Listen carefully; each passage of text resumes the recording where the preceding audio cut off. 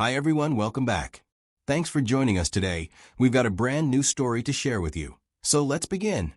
My name is Philip. What happened after my wife died pushed me to my limit.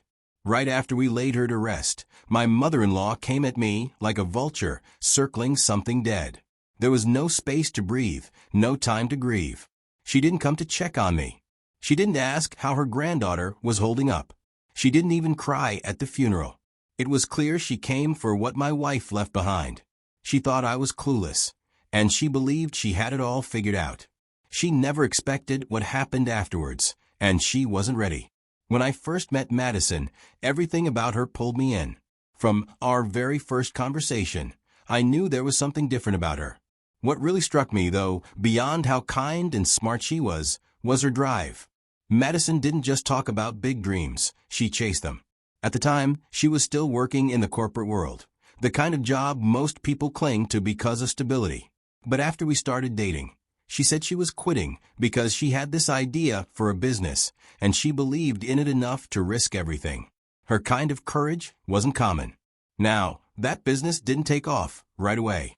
There were months when nothing seemed to work, but she didn't give up. She would wake up early, go to sleep late, sometimes forget to eat, but never once complain. Most people would have burned out, but Madison almost seemed energized by the grind. I used to joke that she worked harder in 1 week than I did in a month. She just needed someone to believe in her. And I did. Watching her take that leap and struggle without bitterness made me respect her even more. It made me proud to be by her side. By the time we started having serious conversations about marriage, her business had already started picking up steam. She was making money and growing. Madison didn't need me to complete her.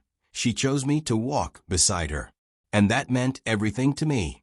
When I first started getting to know Madison on a deeper level, one thing stood out to me more and more: her family dynamics. That was complicated. She never really said much at first. Madison wasn't one to complain about her upbringing unless you asked directly, and even then, she'd brush it off with a smile like it didn't matter anymore. But I paid attention and listened between the lines. And over time, I came to understand a part of her that explained so much about why she was the way she was, why she worked so hard, why she never waited for approval, and why she never asked for help even when she clearly needed it. Madison had a younger sister, and from everything I saw and heard, that sister could do no wrong in their mother's eyes. It was obvious. Her mother lit up when the sister entered the room. But with Madison, it was different. Everything she did seemed to fall just short. If she got a promotion, her mother would ask why it took her so long. If she bought something nice for herself, it was a waste of money. Even when she tried to include her mother in her life, it was met with skepticism or backhanded remarks. It was like nothing she did was ever good enough. And you could see it in the way she tried harder, pushed more, stayed up later. It wasn't about proving the world wrong. It was about trying, just once, to hear her mother say, "I'm proud of you." I still remember the first time Madison took me to her family's house. I was nervous, but hopeful. I didn't expect a red carpet, but I thought I'd at least be met with polite curiosity. Instead, I got the sharp edges of a woman who, from the moment I walked in, sized me up like I wasn't worth her daughter's time. Her tone was cold, and her questions passive-aggressive. She corrected Madison in front of me. She questioned my job, even joked that she expected Madison to marry someone a bit more ambitious. I wasn't offended, honestly. I'd dealt with difficult people before. But what stung was watching Madison shrink into herself while it was happening, trying to laugh it off, trying not to let it show how much it hurt. Her mother was the kind of person who needed control to feel powerful. You could see it in the way she interrupted, in the way she dominated every conversation, and in how she never allowed vulnerability, just criticism disguised as concern. That visit told me everything I needed to know, not just about her mother, but about what Madison had endured most of her life. Her father, on the other hand, was a quiet man who was polite and observant. He seemed to be the type who kept peace by keeping quiet. He didn't say much, but when he did, it was always measured. I don't think he ever disagreed with his wife out loud, but I got the feeling he didn't always agree with her behind closed doors either. He gave off the impression of someone who had long accepted his role as the background voice in the household. Still, none of that really fazed me. I wasn't marrying a family. I was marrying a woman I respected, admired, and loved with everything I had. I saw the emotional scars, but I also saw the strength that came from them. Madison didn't let her past define her. She used it to shape her. And at the time, I believed that as long as we built our own life together, the shadows of that household couldn't follow us. I didn't realize then that some people don't stay in the shadows. They wait. They watch. And when the right moment comes, they show their true colors. After Madison and I got married, I had braced myself for the usual bumps most marriages face. Arguments over little things, different opinions clashing, the stress of figuring out how to live together as one truly. I won't lie, I expected some of that, especially since I grew up hearing how complicated married life could be. But with Madison, things were different. She surprised me. Not because she never had an opinion, but because of how willing she was to talk, to listen, to find common ground. We didn't sweep things under the rug. We sat down and talked, even if the conversation was uncomfortable. We planned everything together, and all of it felt like we were rowing in the same direction. 2 years into our marriage, we had our daughter. And let me tell you, something shifted in Madison the moment she held that little girl in her arms. It was like watching a missing piece snap into place. Madison loved our daughter in a way I can't fully describe. It wasn't just motherly affection. It was like she was pouring every ounce of a love she never got from her own mother into this child. I knew, without her saying a word, that she was healing herself through that love. As for me, I adored both of them. Just walking through the front door after the day's job and hearing my daughter's laugh or seeing Madison was my fuel and my peace. Over the course of 19 years, we built something solid, both emotionally and financially. I stayed in corporate and worked my way up. Madison's business, on the other hand, took off in ways even she didn't expect. She was smart with her decisions and relentless with her effort. Eventually, her income not only matched mine, but surpassed it. We invested wisely, saved aggressively, and never tried to live beyond our means. We didn't just survive, we thrived. And yet, even with all her success, Madison never fully turned her back on her mother. That always struck me. Despite how cold and dismissive her mother could be, Madison still found a way to help her out, paying for things here and there, sending her money when she needed it. Her mother rarely said thank you, and when she did, it sounded more like an obligation than gratitude. But Madison did it anyway, not for approval, but because it was who she was.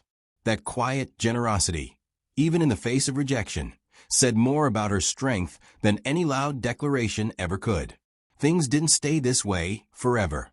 A few weeks after our daughter had gone off to college, the house was quieter, and we were adjusting to a new rhythm. Then Madison got sick. She complained of bloating, discomfort, and fatigue. She had always brushed off symptoms like this as stress, or maybe her hormones being off for the longest. She'd always been strong, never one to panic or run to the hospital unless it was serious. So I had trusted her judgment, but this time it got worse. She started losing weight even though she was eating normally. There were days when she couldn't stand for long without holding onto something. I'd come home and see her lying on the couch with a tight smile on her face like she was trying to hide how uncomfortable she really was. But I could see it in her eyes. Something wasn't right. After enough pushing, she finally agreed to go in for a proper medical checkup. That's when the doctors found out she had ovarian cancer, which is at stage 4. I won't pretend I took it well.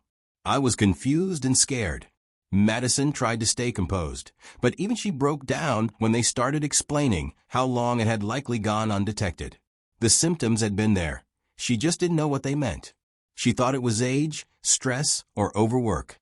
But it was cancer, and it had already spread. The doctors recommended immediate action. She needed surgery, first to remove as much of the tumor as possible, then multiple rounds of chemotherapy after that. That was the beginning of a long, painful road. We spent most of that year in and out of hospitals. She had surgeries, lost her hair, and was hooked up to IVs more days than I could count. I still had to show up to my job, But every day, I'd rush to the hospital afterward, sometimes spending the night in that tiny chair beside her bed. Our daughter came home when she could, which helped Madison emotionally, and my wife's father came around a lot, too. He was quiet, but dependable, never missed a weekend. A few other relatives trickled in here and there, offering help. But her mother and sister came just once. She showed up, sat at the edge of the bed like she was visiting a stranger, and left within an hour. No follow-up, no calls, no checking in. Madison never said much about it, but I saw what it did to her. After months of fighting, the treatment started to work. Slowly and painfully, Madison regained strength. Her appetite returned. Her blood counts improved. The scans showed progress. Watching her get back on her feet was like watching the sunrise after months of endless night. She was coming back to life. And when she felt strong enough, she went straight back to her business. That alone tells you the kind of woman she was. That recovery felt like a miracle. We knew the journey wasn't over, but for that moment, we were breathing again. It felt like God had given us back what we thought we were going to lose. A little over a year after we thought she had beaten cancer, it came back with no warning this time, and no slow build-up. The cough lingered too long, and her complaining about how tired she felt after doing something simple became constant. I tried not to panic, but the fear crept in before the diagnosis did. And when the results came back, it was exactly what we prayed we wouldn't hear again.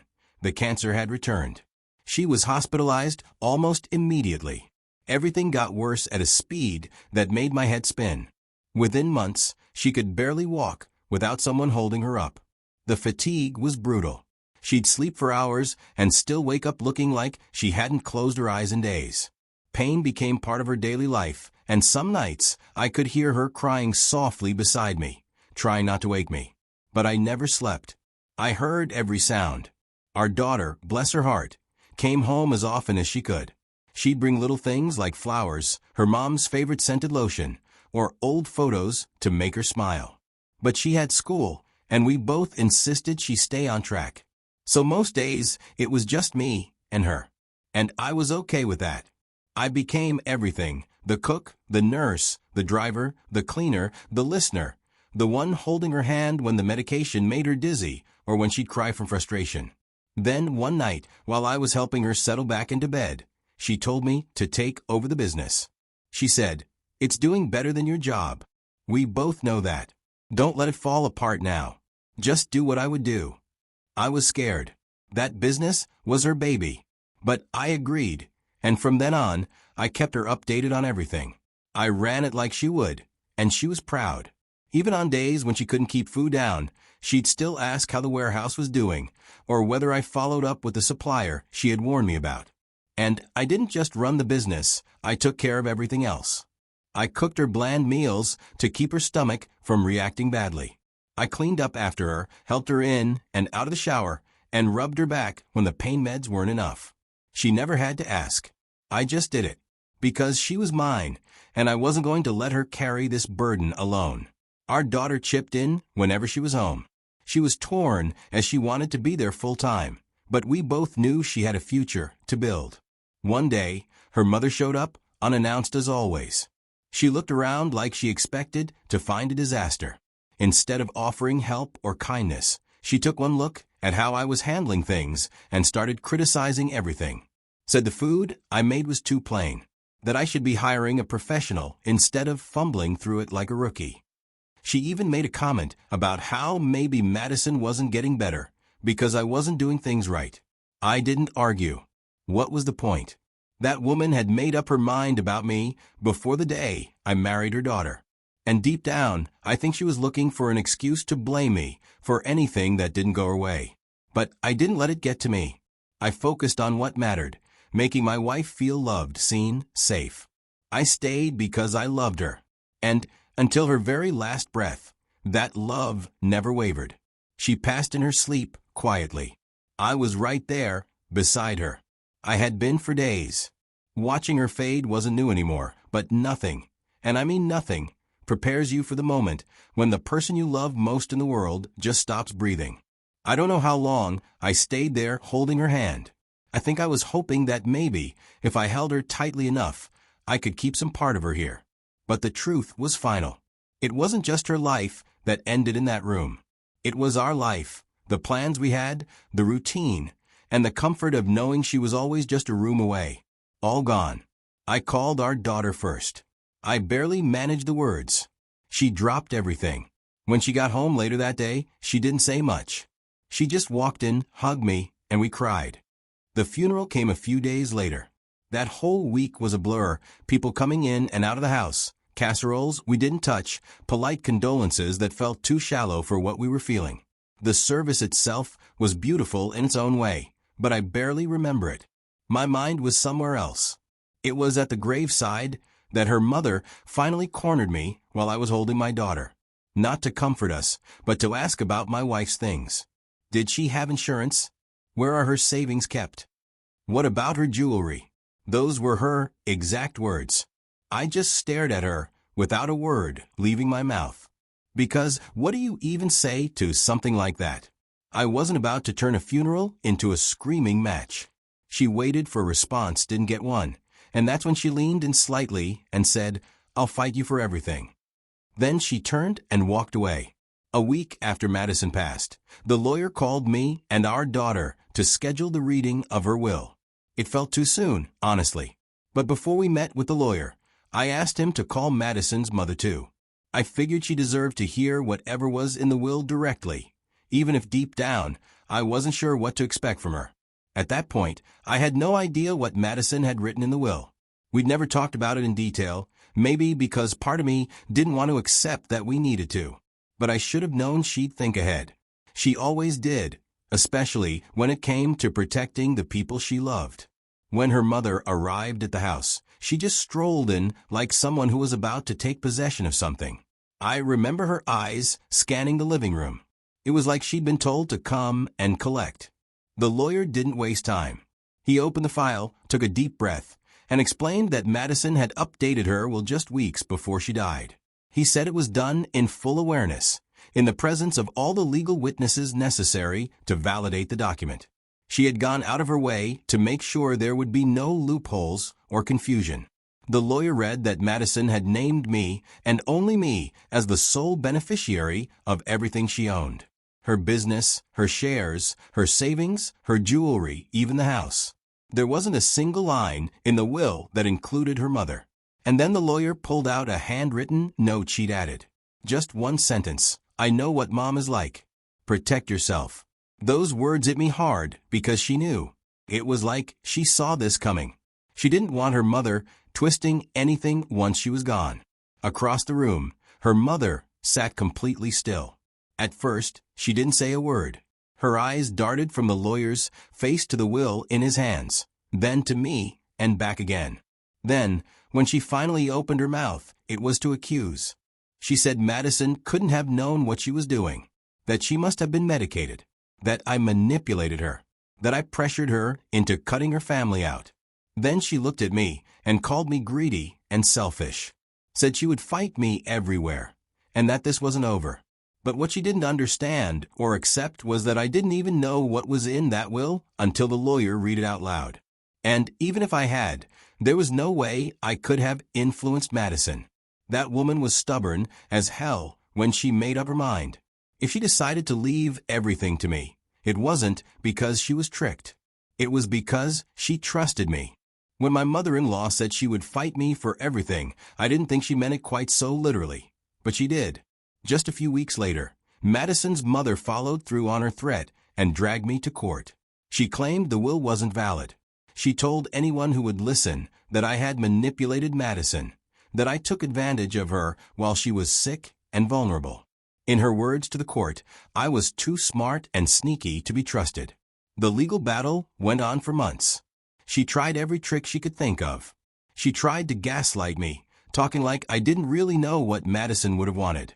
She tried to twist the story, painting me as some greedy man who was only with Madison for the money. But what she didn't know was that I had come prepared. I had copies of the emails Madison had sent to her lawyer. In her own words, she laid out exactly what she wanted and why. I had audio recordings where she spoke about her decisions. She said, "I want my husband to have everything. He's the one who stood by me. He's the one I trust." I had signed letters. I had medical evaluations, signed by professionals, proving that Madison was in her right mind when she updated the will. Everything was done legally. So when her mother claimed in court that Madison was too sick to know what she was doing, the evidence said otherwise. She embarrassed herself in that courtroom, and the judge saw through all of it. He asked her a simple question. "Where were you when your daughter was fighting for her life?" She didn't have an answer. He scolded her, firmly. Then he dismissed the case. After that ruling, she vanished. That was the last time I ever saw her. Maybe she finally realized that this wasn't some fight she could win. Not with manipulation, not with lies, and definitely not by bullying the one person her daughter trusted most. With all that behind me, I turned my focus to what mattered. My daughter. She was close to graduating from college, and I knew she needed me to be steady. I was determined to make sure she didn't lose both parents, even if one of them was now only with us in memory. Everything Madison had built, I protected and cherished it because it was hers. She trusted me to stand my ground. And I did. Thank you for watching.